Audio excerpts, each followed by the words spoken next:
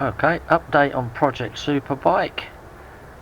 If you've been watching my previous videos, you'll remember that I'm making points back plates, which is non-adjustable. Get it to the optimum firing point and then lock it in place. So what we're going to do today, this video is going to be about running a few checks. I'm going to find where TDC is, top dead center. I'm going to find where 250 thou before top dead center is, and I'm going to check the auto advance is working correctly. That's the plans for today.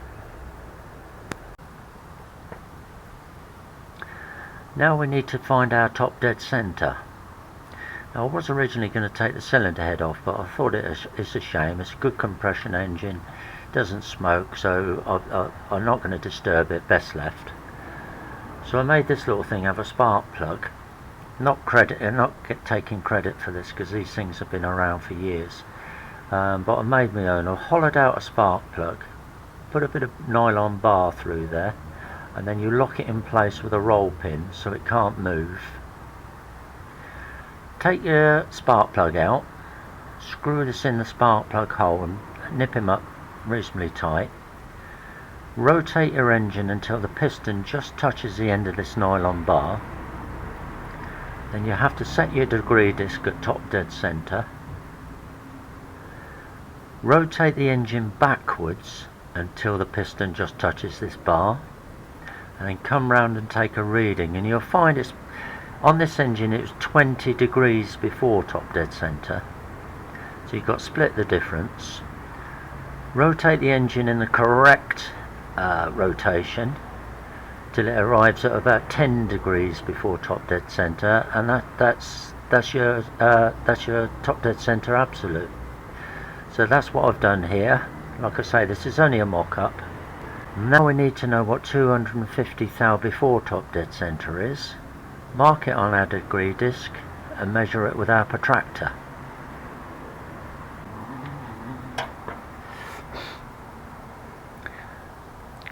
Now we know what top dead center is on our degree disc, we need to find out what 250 thou before top dead center is. So I set up my clock gauge, rotated the engine backwards, rotated the engine forwards, found 250 thou.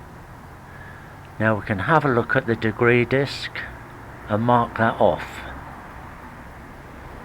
Right, now we know what 1/4 of an inch before top dead center looks like on the clock gauge. We can take a reading on the degree disc here. Was top dead center.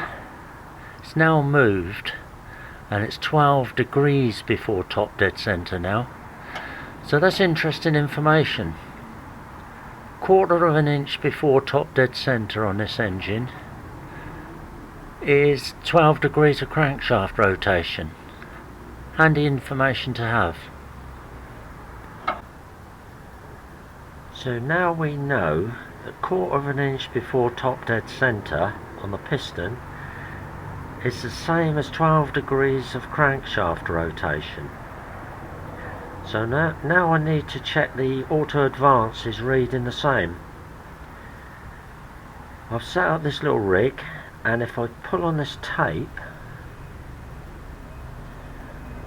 the auto advance cam will move, and we can take a reading there. I've marked it off in 2 different places. At rest, which is retard, and fully advanced there. Mark those 2 positions off, and I've taken a reading on my protractor and found it also gives 12 degrees of advance. So that's great. The crankshaft moves 12 degrees. Top dead 1/4 of an inch before top dead center to top dead center is 12 degrees, and we've got 12 degrees of advance on our auto unit there. So far so good.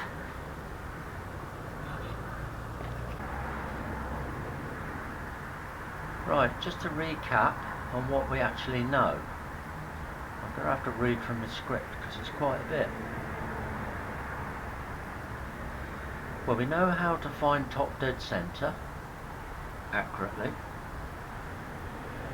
We know how to find 1/4 of an inch before top dead centre accurately. We know that 1/4 of an inch before top dead centre equates to 12 degrees of crankshaft rotation. That's a good one to know. We also know that our auto advance and retire works properly and gives 12 degrees of advance. Another good one to know. So I've got everything I really need now to set this bike up to factory specification for optimum ignition timing. We've got everything we need. Or have we? Somebody left a comment that's been playing on my mind for a little while, and it was, why are you getting so bogged down with facts and data sheets that were relevant 60 years ago?